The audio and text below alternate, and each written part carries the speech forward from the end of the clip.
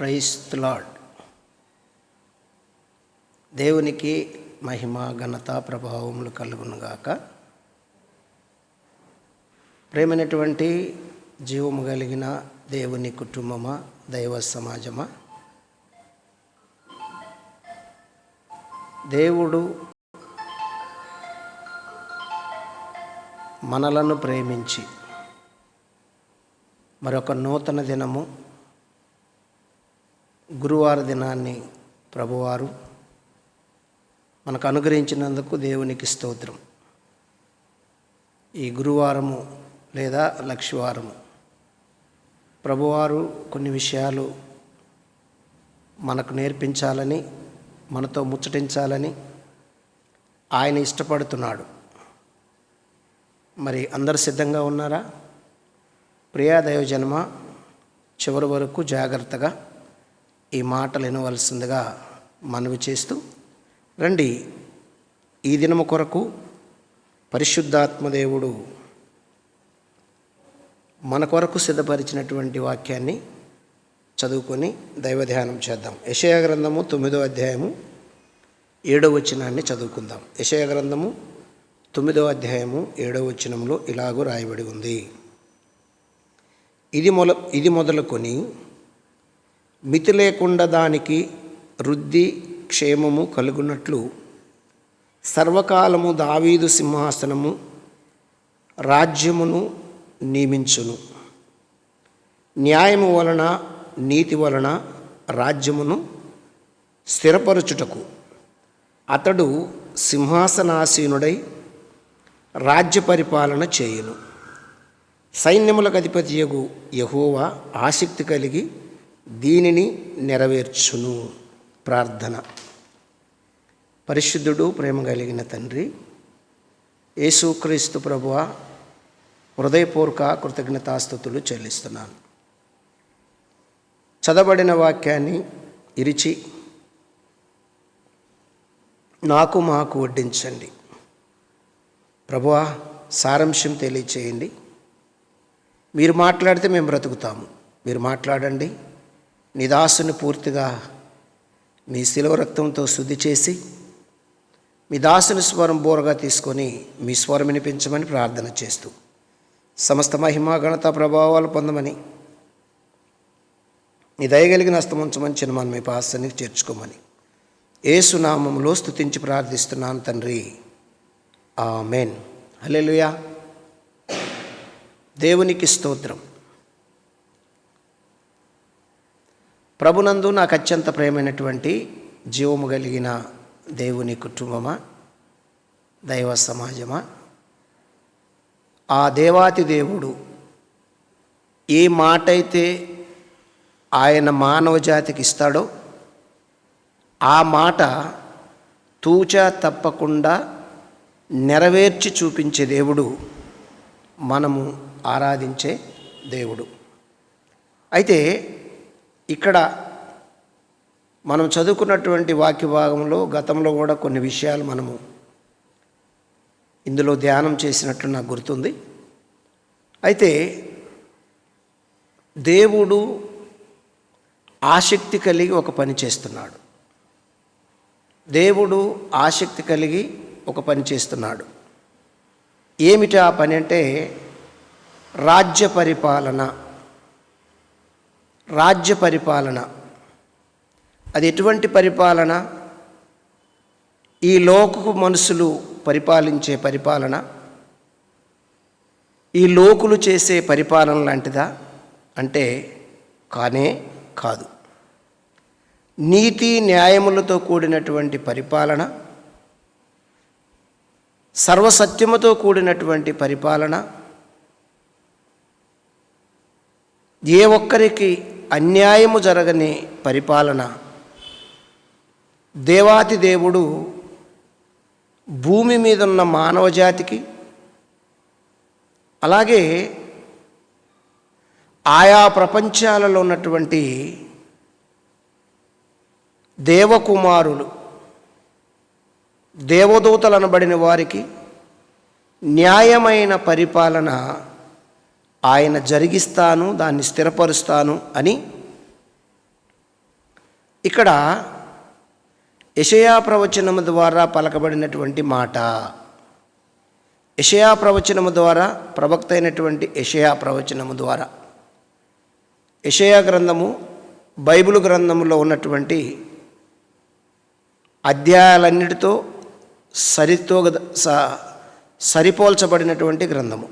66 గ్రంథాలు పరిశుద్ధ బైబిల్ గ్రంథం అయితే 66 అధ్యాయాలు యెషయా గ్రంథము. కాబట్టి ఇందులో ఆ పెద్ద ప్రవక్త యెషయా ప్రవక్త ద్వారా ప్రవచింపబడినటువంటి లేఖనం ఇది. ఏమని రాయబడింది? ఇది మొదలుకొని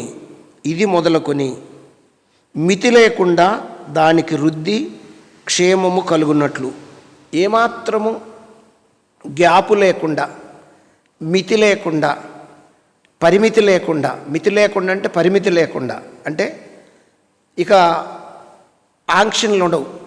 ఇదిగో నీకింతే, నీకిదే, నువ్వు చేయగలిగింది ఇంతే, నువ్వు దీనికి అర్హుడు అని లేదు. నువ్వు ఎంత అభివృద్ధి చెందుతావో ఆ అభివృద్ధికి తగినట్లు మితి లేకుండా ఆయన పరిపాలనలో ప్రతి ఒక్కరికి సమృద్ధి, క్షేమాభివృద్ధి కలుగు చేయటానికి దేవుడు కంకణము కట్టుకున్నాడు. కంకణము కట్టుకొని దాన్ని జరిగించుటకు ఆయన ఏం చేస్తున్నాడంటే దానికి వృద్ధియు క్షేమము కలుగున్నట్లు సర్వకాలము, ఏంటంట సర్వకాలము అంటే ఈ కాలమే కావచ్చు, మరొక కాలమే కావచ్చు, ఈ యుగమే కావచ్చు, రాబోయే యుగాలే కావచ్చు. చెప్పుకున్నాం యుగాలు చాలా ఉన్నాయని. ఎపిసికి రాసిన పత్రికలో చెప్పుకున్నాం కదా. రాబోయే యుగము, ఈ యుగము, మరి కొన్ని యుగాలు ఉన్నాయి. ఆ యుగాలు, రాబోయే యుగాలు అవి మహిమకరమైనవి. గడిచిపోయిన యుగాలు అంటే సర్వకాలము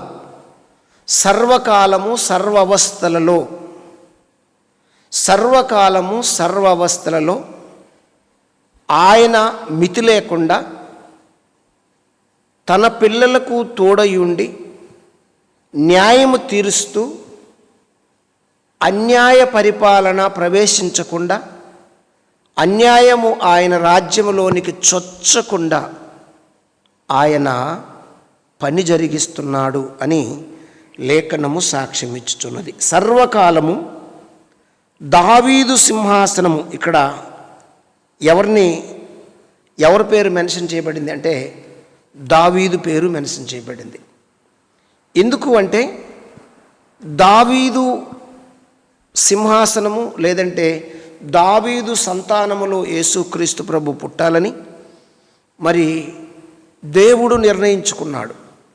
అందుకే దావీదు సింహాసనము అని ఇక్కడ రాయబడింది. ఇక్కడ రాయబడిన మాట ఏంటంటే దావీదు సింహాసనమును రాజ్యమును నియమించెను. ఏం చేశాడంట? దావీదు సింహాసనమును రాజ్యమును నియమించును. న్యాయము వలన నీతి వలన రాజ్యము స్థిరపరచుటకు, న్యాయము వలన నీతి వలన రాజ్యమును స్థిరపరచుటకు అతడు సింహాసనాసీనుడై రాజ్య పరిపాలన చేయును. సైన్యములకు అధిపతియగు యెహోవా ఆసక్తి కలిగి దీనిని నెరవేర్చును. దేవునికి స్తోత్రం కలుగునుగాక. సైన్యములకు అధిపతియగు యెహోవా నీతిని, న్యాయమును, స్థిరత్వమును,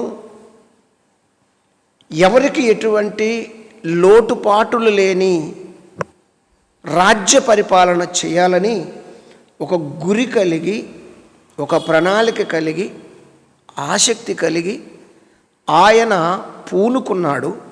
ఆ పూనుకున్నటువంటి ఆ రాజ్యాన్ని స్థిరపరుస్తున్నాడు.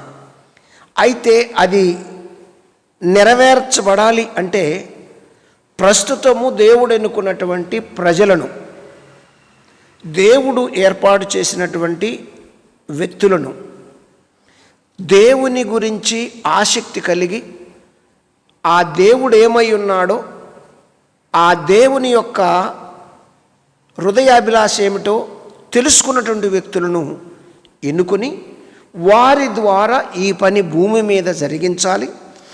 ఆ తర్వాత శాశ్వతంగా ఆయనే వచ్చి జరిగిస్తాడు అని లేఖనం యొక్క సారాంశము.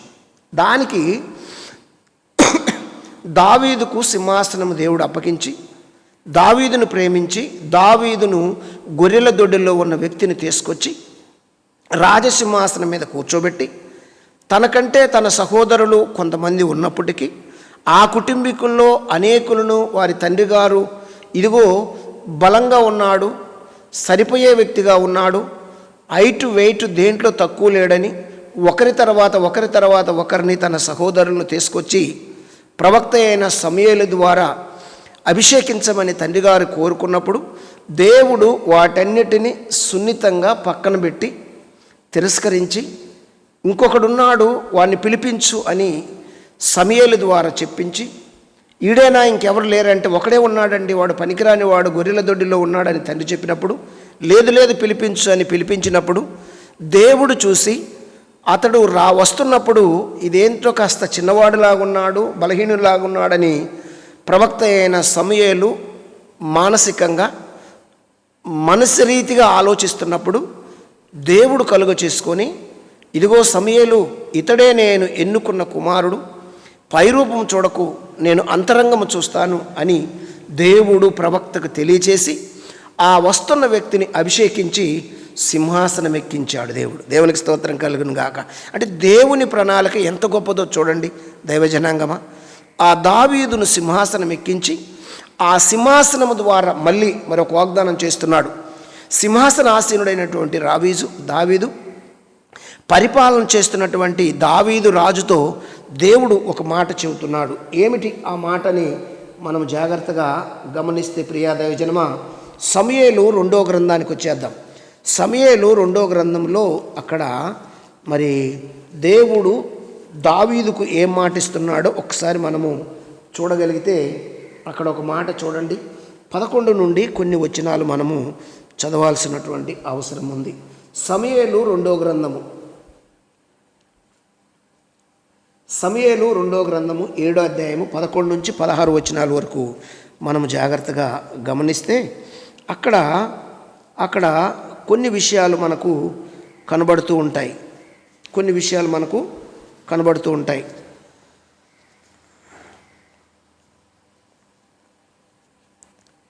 సమూయేలు 2వ గ్రంథము 7వ అధ్యాయము 11 నుంచి, నీ శత్రువుల మీద నీకు జయమిచ్చి నీకు నెమ్మది కలుగజేసి ఉన్నాను. మరియు యెహోవానగు నేను నీకు తెలియజేయనిదేమనగా, నేను నీకు సంతానము కలుగజేసెదను. నీ దినములు సంపూర్ణమైనప్పుడు నీవు నీ పితరులతో కూడా నిద్రించిన తరువాత నీ గర్భములో నుండి వచ్చు నీ సంతతిని హెచ్చించి రాజ్యమును అతనికి స్థిరపరిచెదను. అతడు నా నామఘనత కొరకు ఒక మందిరమును కట్టించును. అతని రాజ్య సింహాసనమును నేను నిత్యముగా స్థిరపరిచెదను. నేను అతనికి తండ్రినయ్యుండును, అతడు నాకై కుమారుడయ్యుండును. అతడు పాపము చేసిన ఎడల నరుల దండముతోను మనుషులకు తగులు దెబ్బలతోనూ అతన్ని శిక్షింతును గాని, నిన్ను స్థాపించుటకై నేను కొట్టివేసిన సౌలుకు నా కృప దూరం అవునట్లు అతనికి నా కృప దూరము చేయను. నీ మటుకు నీ సంతానమును నీ రాజ్యమును నిత్యము స్థిరమగును, నీ సింహాసనము నిత్యము స్థిరపరచబడును అనెను. దావీదుకు ప్రమాణపూర్వకముగా దేవుడు చేస్తున్న వాగ్దానము. ఇదిగో దావీదు, నేను నీకు ఒక కుమారుని ఇస్తాను, నీ తర్వాత నీ సింహాసనము స్థిరంగా ఉంటుంది. ఆ స్థిరంగా ఉన్నటువంటి ఆ సింహాసనము అతడు న్యాయ విధులను పరిపాలనను కొనసాగిస్తాడు. ఒకవేళ అతడు మానవ రీత్యా మనిషి రీత్యా తప్పు చేస్తే, ఇదిగో నీకు సింహాసనం అప్పగించటానికి నీ ముందు పరిపాలన చేసినటువంటి రాజు ఏ సౌలు రాజు అయితే ఉన్నాడో, తనకు నా కృపను దూరం చేశాను, నా కృపను కొట్టివేశాను, నా కృపకు పాత్రుడు అవలేకపోయాడు అతడు. అయితే ఇదిగో నీకు ఒక మాట ఇస్తున్నాను, ఇతడు కూడా కొన్ని బలహీనతల వల్ల మానవరీత్యా పడిపోతే ఇతనికి నా కృప దూరము చేయను, అతనికి నేను తండ్రిని అయ్యుండును, అతడు నాకు కుమారుడయ్యుండును.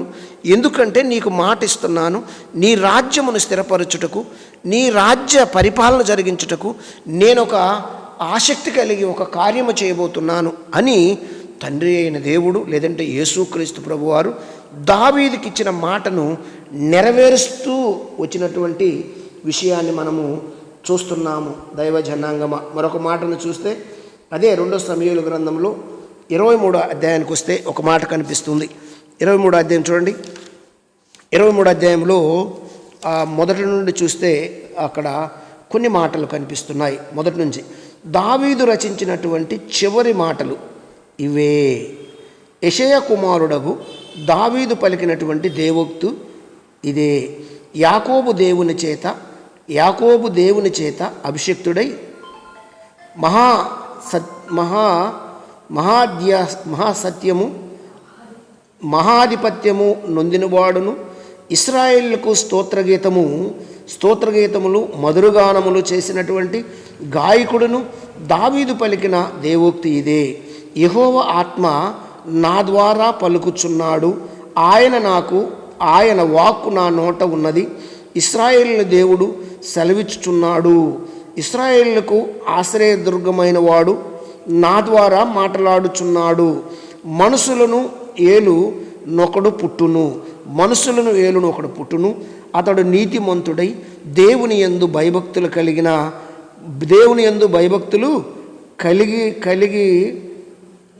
కలిగి ఏలును. ఉదయకాలపు సూర్యోదయకాంతి వలెను మబ్బు లేకుండా ఉదయము చిన్న సూర్యుని వలెను ఉదయించిన సూర్యుని వలెను వర్షము కురిపింపకుండా నిర్మలమైన కాంతి చేత భూమిలో నుండి పుట్టిన లేత మొక్క వలెను అతడు ఉండును. దేవునికి స్తోత్రం కలుగును గాక. ఎక్కడికి వచ్చింది వ్యవహారం అంటే, నేనే పుడతాను అని దేవుడు చెప్పుకుంటున్నట్లు. సైన్యములకు అధిపతి యెహోవా యేసుక్రీస్తు ఇలా పుడతాడు, లేత మొక్క వలె ఉంటాడు. ఆయన పరిశుద్ధుడు, ఆయన నీతిమంతుడు, ఆయన రాజ్య పరిపాలన జరుగుతుంది.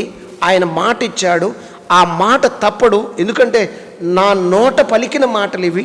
ఇదిగో నేను ఆత్మవశుడినై, ఇదిగో నేను పాడుతున్నాను, ఇది దేవోక్తి, ఇది రాసి ఉంచండి అని దావీదు మహారాజు స్పష్టం చేస్తున్నాడు. దైవ జనాంగమ ఇది జరుగుద్ది, ఎందుకంటే ఆసక్తి కలిగి ఆయన పని చేస్తున్నాడు అని.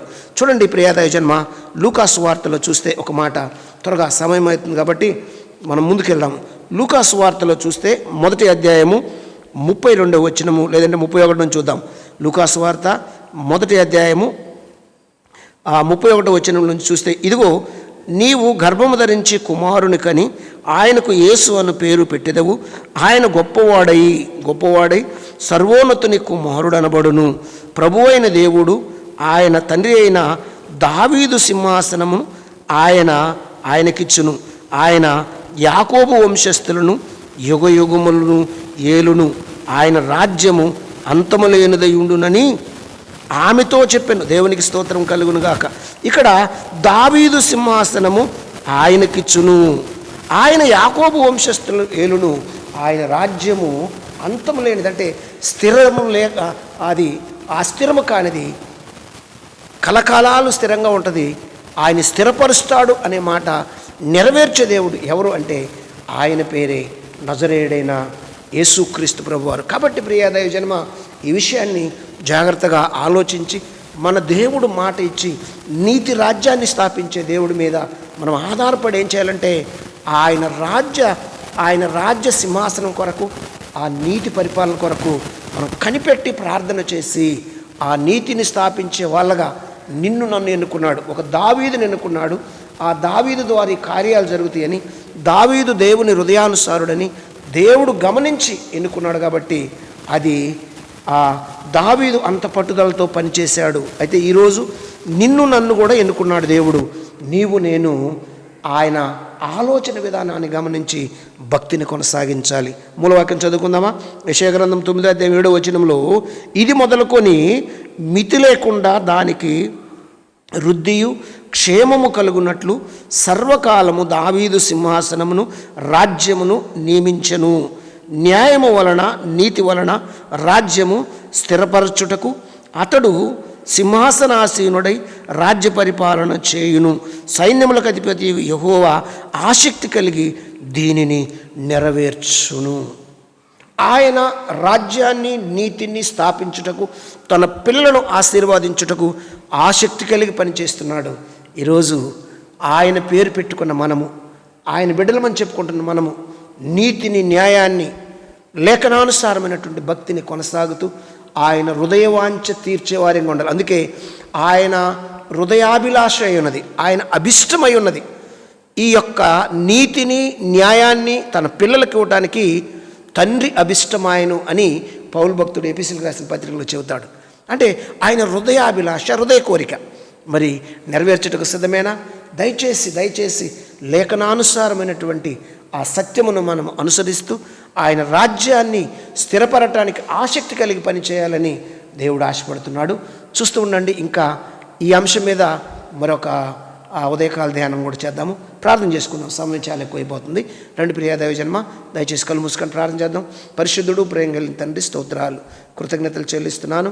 ఇతబడిన వాక్యం అందరి హృదయాల్లో ప్రభు ఫలింపచేసి నీ నామానికి మహిమ తెచ్చుకోమని, చిన్నమని మీ పాసానికి చేర్చుకోమని యేసు నామములో స్తుతించి ప్రార్థించి అడిగి వేడుకుంటున్నాను తండ్రి.